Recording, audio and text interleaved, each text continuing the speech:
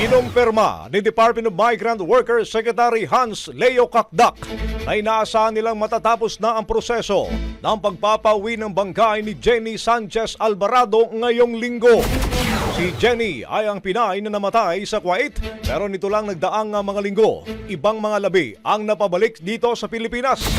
Sa panayam ng Brigada News FM Manila kay Kakdak, sinabi nitong kasalukuyan nilang inaayos ang repatriation ng mga labi ni Jenny at inaasang makakabalik na sa araw ng Huwebes.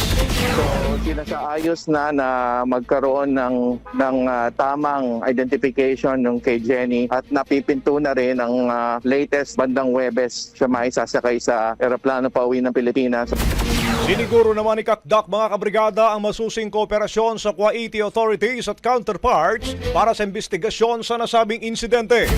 Sakali mang hindi sila kumbinsido sa autopsy results nito, ay maaari ring umano silang magkasa ng hiwalay na investigasyon.